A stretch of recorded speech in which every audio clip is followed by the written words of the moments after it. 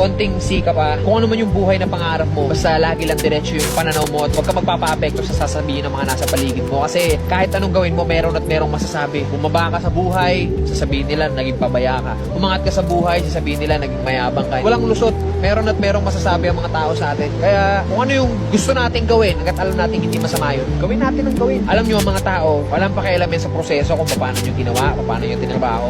Mukhang ewan ka talaga para sa mga yan sa umpisa. Ang gusto makita lang ng mga tao palagi, yung finished product.